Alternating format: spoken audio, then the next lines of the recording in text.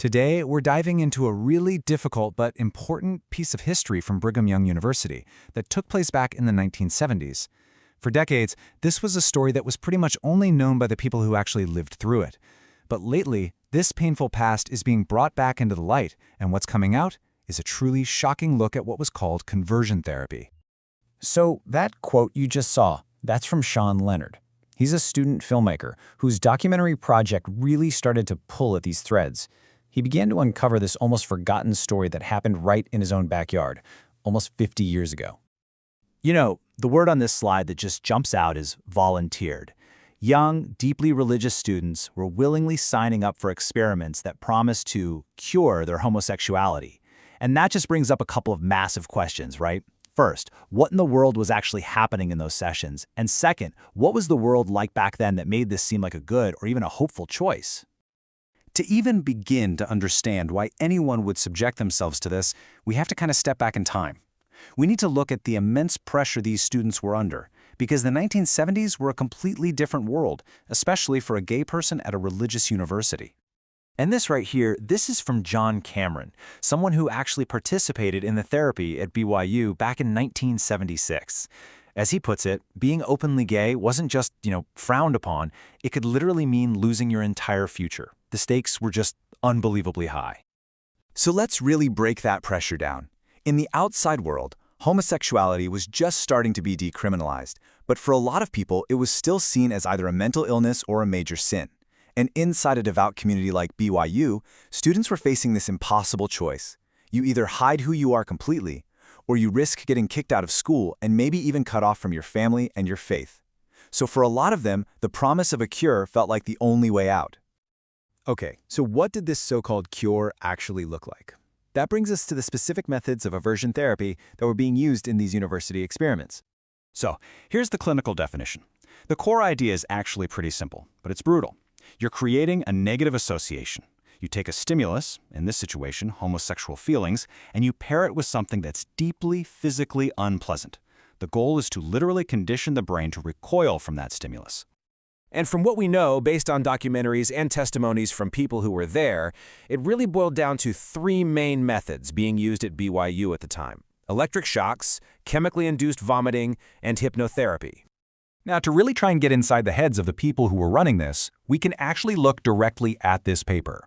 It was published in 1976 by Robert D. Card, one of the practitioners who was administering these treatments.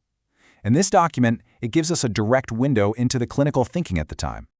And this is where it gets really fascinating, right? The justification.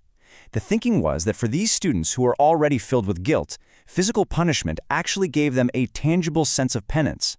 It made them feel like something concrete was being done to fix their problem, which gave them a strange kind of psychological relief, even while it was causing them physical pain. In this quote, this shows you what that clinical theory looked like in reality.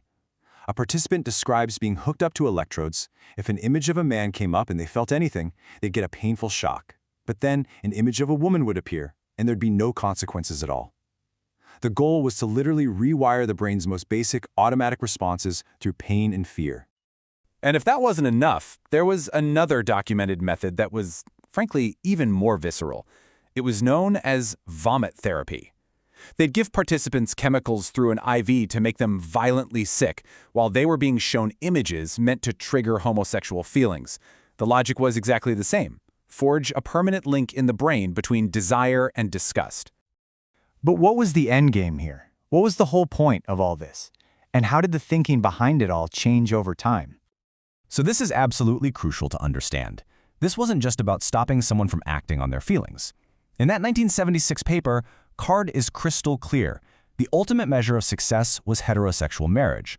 The therapy was seen as a tool to help these young men fulfill what everyone saw as their religious and social duty.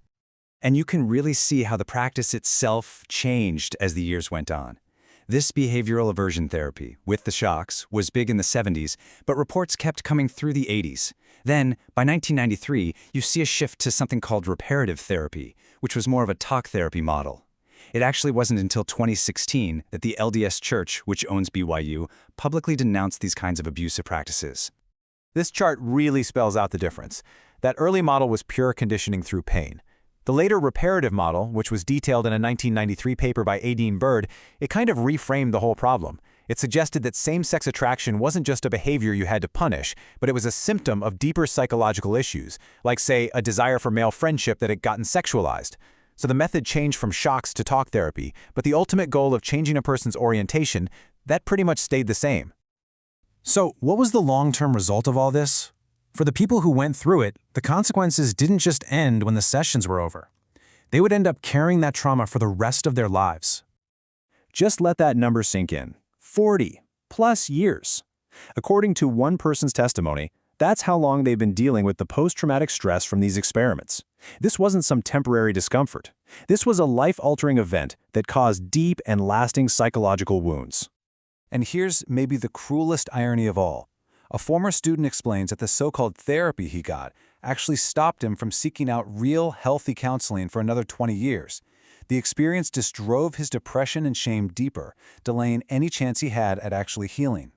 And this testimony, wow, it just powerfully explains the psychological trap that they built. The therapy literally weaponized a person's own brain against them. A simple, harmless moment, just seeing an attractive person, suddenly becomes a trigger for a full-blown PTSD response, flooding their mind with these conditioned feelings of pain and shame and self-disgust. It's like building a prison inside your own head. And tragically, for some people, the damage was fatal. Testimonies from the community talk about participants who later took their own lives. This quote really captures that profound sense of loss, not just for the people themselves, but for a world that was robbed of ever having them in it. And all of this leaves us with this final, really big question. Uncovering this history, it's not really about pointing fingers or assigning blame. It's about trying to understand. As communities and institutions look back at painful chapters like this one, the real challenge is figuring out how to acknowledge the harm that was done, learn from the past, and make sure that it never, ever happens again.